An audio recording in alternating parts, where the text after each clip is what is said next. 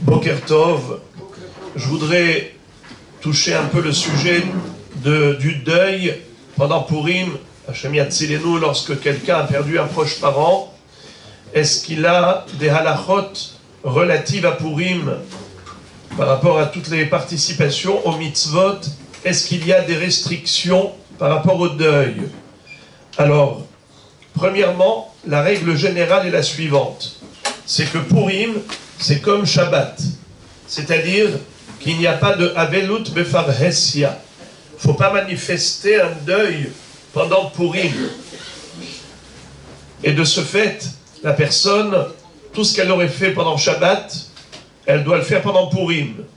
Si elle montre aux gens qu'elle est en Avelut, qu'elle est en deuil pendant Purim, c'est absolument négatif. Alors, comment faire? On va parler de différentes mitzvot. Premièrement, s'il y a un mishté qui est organisé et que la personne fait partie d'une famille où tout le monde est invité, eh bien, elle n'a pas à s'abstenir par rapport à cela.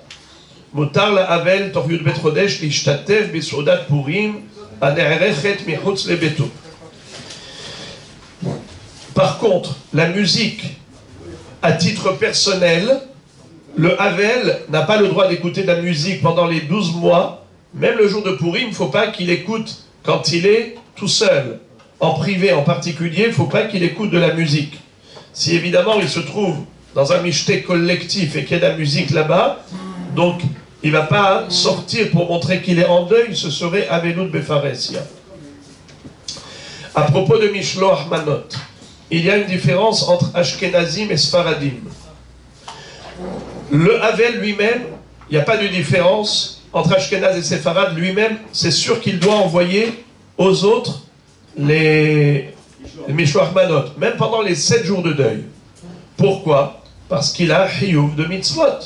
Il a Hiyuv d'envoyer Mishloach Manot, d'envoyer Matanot La'Evyonim. Il n'y a aucune différence entre Ashkenaz et Séfarad. Il doit envoyer Mishloach Manot. Et de préférence qu'il n'envoie pas des friandises, qu'il envoie des choses consistantes comme de la viande, du poisson, pas des friandises. Par contre, lui envoyer à lui, c'est là qu'il y a une différence entre Ashkenaz et Séfarad. Les Ashkenazim n'envoient pas à l'endeuillé pendant les 12 mois de deuil pour ne pas le réjouir. S'il est en deuil pour ses parents, et pendant 30 jours de deuil pour les autres proches, comme vous le savez qu'il y a une différence entre le deuil des parents et le deuil pour des autres proches. Pour les parents, c'est 12 mois, pour les autres proches, ça s'arrête à 30 jours.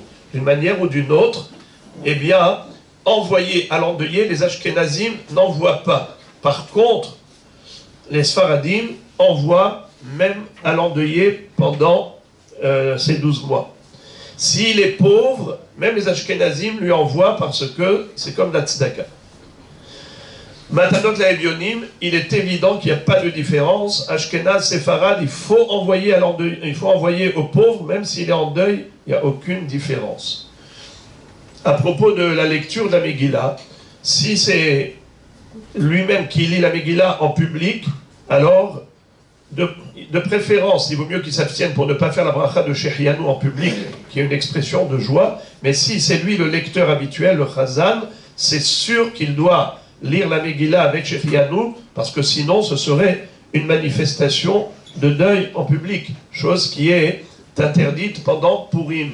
Donc voilà, Rabotai, quelques halachot qui concernent les personnes qui se trouvent dans cette situation, que Kadosh Baruch Hu envoie la Nehama, la consolation à l'ensemble du Ham Israël, Bib'ula Shlema.